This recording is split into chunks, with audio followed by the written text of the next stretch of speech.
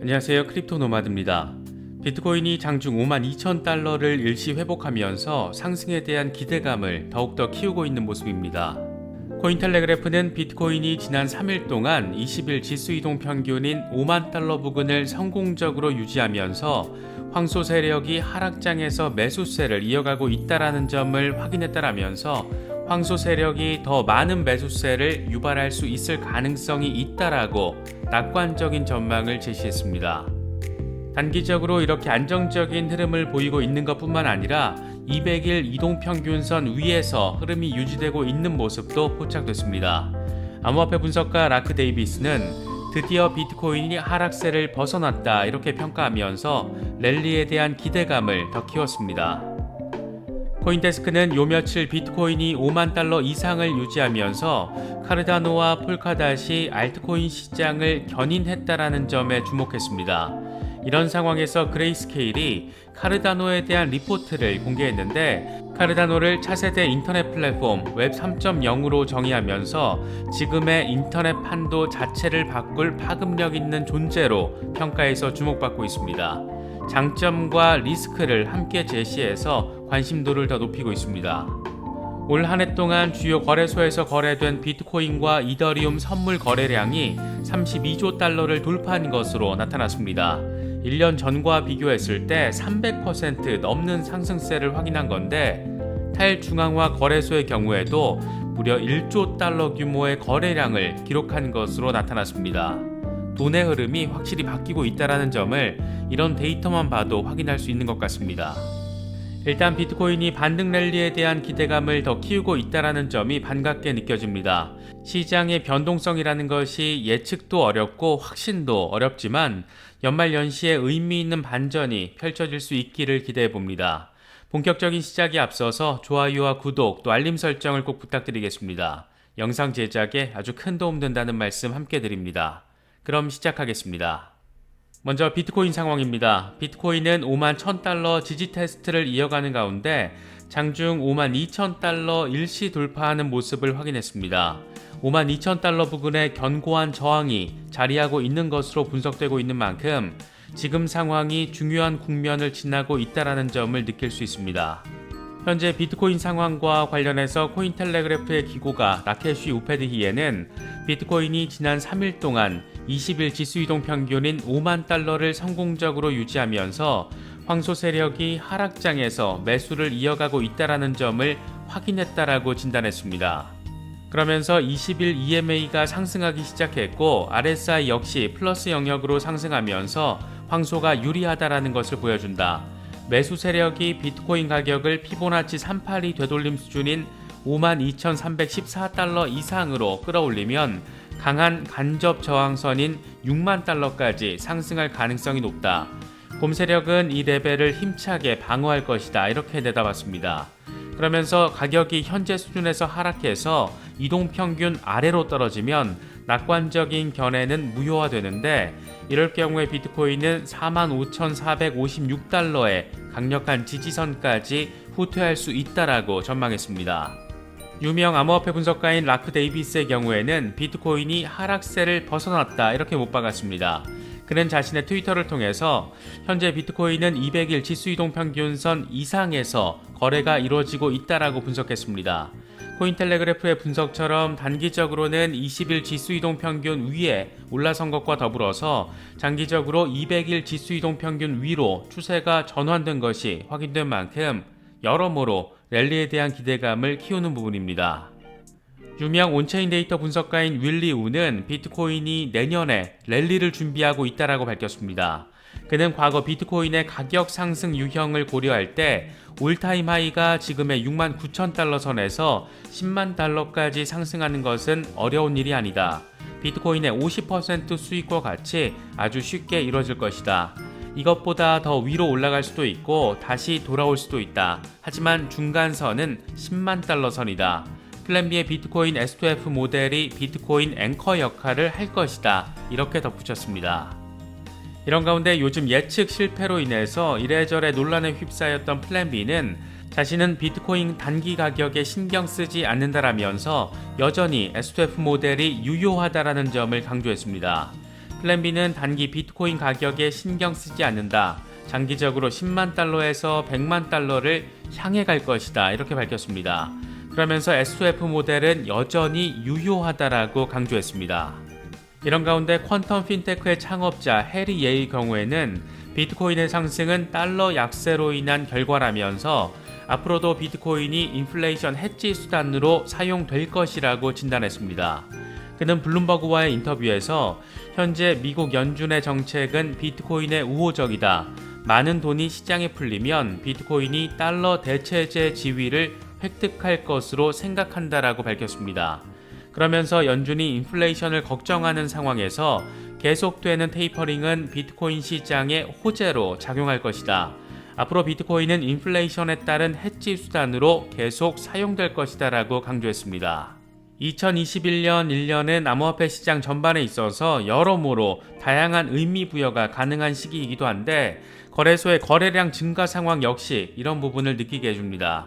더블록 리서치가 발표한 보고서를 보면 올해 바이낸스와 후오비 등 주요 암호화폐 거래소의 비트코인과 이더리움 선물 거래량이 무려 32조 달러를 돌파한 것으로 나타났습니다. 이 같은 액수는 1년 전과 비교했을 때 338% 증가한 수치로 지난해 비트코인과 이더리움 선물 총 거래량은 7조 달러 규모였습니다. 월별 거래량 기준으로 올해 가장 거래량이 많았던 때는 5월로 총 4조 달러 규모의 비트코인과 이더리움 선물 거래가 이뤄졌습니다. 올해 주요 암호화폐 거래소의 현물 거래량은 14조 달러, 탈중앙화 거래소의 경우에는 1조 달러 규모의 거래량을 기록한 것으로 나타났는데 그만큼 암호화폐 시장에 많은 돈이 유입됐다라는 점, 금융권, 투자시장 전반의 돈의 흐름에 있어서 상당한 변화가 이뤄졌다라는 점을 느낄 수 있는 그런 부분입니다. 코인데스크는 비트코인이 최근 며칠 동안 5만 달러 이상을 유지하는 상황에서 카르다노와 폴카닷이 알트코인 시장을 이끈 것에 주목했습니다. 코인데스크는 시장 전반에 대한 회복세가 뚜렷하지 않은 모습을 보이는 상황에서 이더리움의 경쟁자인 카르다노와 폴카닷이 주요 암호화폐 시세를 견인했다라고 분석했습니다. 먼저 카르다노는 최근 24시간 동안 9.5% 상승하면서 1.56달러를 넘어섰다. 이 같은 움직임은 창시자인 찰스 호스킨슨이 2022년 카르다노 로드맵을 공개한 뒤 나온 반응이다. RSI는 과매수 상태로 전환됐는데 이건 가격이 과대평가됐다는 것을 의미하고 추세 반전 또는 가격 하락에 대비할 필요가 있다는 것을 의미한다라고 진단했습니다. 이어 폴카닷의 경우에는 두 번째 파라체인 경매가 실시되면서 지난주 가격이 상승했는데 최근 24시간 동안 8% 급등을 한 뒤에 과매수 수준을 보이고 있다. 폴카닷의 서브체인인 파라체인 경매를 따낼 경우에 승리한 슬롯은 폴카닷을 이용해서 투표를 하기 때문에 폴카닷에 대한 수요가 증가한다. 이렇게 분석하면서 폴카닷 상승의 배경에 대해서도 함께 설명했습니다. 세계 최대 규모의 암호화폐 투자 펀드인 그레이스케일이 공개한 카르다노 보고서도 눈에 띕니다. 그레이스케일은 카르다노는 블록체인 기반 암호화폐 네트워크로 구성된 차세대 인터넷 플랫폼 웹 3.0이다. 처음부터 적절하게 처리하는 접근 방식을 가지고 있고 다른 블록체인과 차별화가 목표다. 이렇게 설명을 하면서 카르다노의 잠재력을 인터넷 플랫폼 혁신의 관점에서 평가했습니다. 그레이스케일의 보고서를 보면 이런저런 에이다의 기본적인 특징을 설명한 뒤에 막판에 장점과 리스크까지 함께 설명한 게 특히나 눈에 띕니다. 먼저 카르다노의 장점으로는 창시자 찰스 호스킨슨이 강력한 비전을 제시하면서 충성도 높은 커뮤니티를 형성하고 있다는 점, 또 카르다노의 소프트웨어 프로토콜이 완전하게 오픈소스로 구성되면서 핵심 네트워크 합의 기능이 수천 명의 참가자들에게 탈중앙화됐다는 점을 꼽았습니다. 또 거의 모든 주요 거래소에 상장돼 있어서 접근성이 용이하고 현재 16억 달러 수준의 펀딩 자금이 생태계 확장을 위해서 책정됐다는 점도 거론됐습니다. 더불어 잠재적인 리스크에 대한 언급도 함께 제시가 됐는데 우선 이더리움과 솔라나 등 경쟁 네트워크가 분명하다는 점, 메인넷 애플리케이션이 부족한 상황, 그러니까 아직 카르다노 생태계가 풍성하게 조성되지 않은 점이 꼽혔습니다. 이어서 네트워크 사용 수익의 측면에서 이더리움 2.0과 비교했을 때 상대적으로 낮다라는 점, 에이다의 가격 평가가 스테이킹된 자금의 흐름만으로 지지받기 어려울 수도 있다라는 점도 거론됐습니다. 특히 규제 이슈를 언급했는데 비트코인과 이더리움만 비증권이라고 밝힌 미국 SEC의 상황을 거론한 것으로 볼 수 있습니다. 즉 리플처럼 카르다노 역시 SEC의 다음 타겟이 될 가능성이 있다라는 점도 잠재적으로 존재한다라는 점을 언급한 것으로 볼 수 있습니다. 사실 SEC가 카르다노 등 다른 주요 알트코인들을 향해 규제 칼춤을 출시 여부를 결정하게 될 가장 중요한 분기점은 단연 리플과의 소송 결과입니다. 리플 SEC 소송에서 리플이 이기면 SEC의 규제권 놀이는 동력을 잃게 된다라고 할 수 있고, 반면 만약에라도 SEC가 승소하게 되면 당분간 SEC 중심의 암호화폐 산업 규제 탈춤이 이어질 가능성이 높다라는 분석이 우세합니다. 리플 사건이 단순히 리플 소송 한 건으로 끝나는 게 아니라 암호화폐 시장 전반의 프레임으로 간주되는 이유이기도 합니다. 이와 관련해서 라크 데이비스는 SEC가 리플에 제기한 소송에서 리플이 승리할 수 있도록 암호화폐 커뮤니티는 응원해야 한다라고 강조했습니다. 그는 자신의 유튜브를 통해서 SEC 소송에서 리플이 승리하기를 진심으로 희망한다라면서 이같이 말했습니다. 그러면서 SEC가 학교 운동장의 불량배처럼 행동해왔다.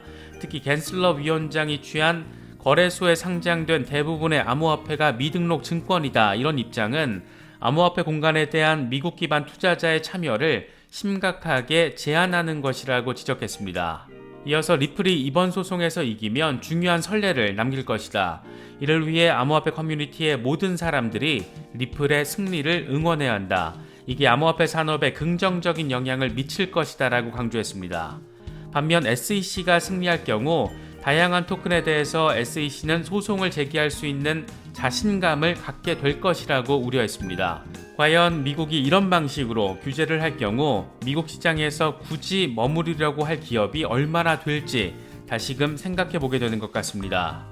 어느 정도의 기대감과 또 어느 정도의 우려가 공존하는 시간이 지나가고 있는 것 같습니다. 투자는 나의 시간을 뒤로하고 시장의 시간을 기다리는 것이다. 이런 말도 새삼 더 느끼게 되는 것 같습니다. 시장 상황 다소 어수선하지만 이럴 때일수록 여러 분석과 전망들 잘 참고하셔서 시장 대응하실 수 있으면 좋겠습니다. 이번에 준비한 영상은 여기까지입니다. 영상이 도움이 되셨다면 좋아요와 구독 또 알림 설정을 꼭 부탁드리겠습니다. 영상 제작에 아주 큰 도움 된다는 말씀 함께 드립니다. 언제나 성투하시기를 기원하겠습니다. 시청해주셔서 감사합니다. 지금까지 크립토 노마디였습니다.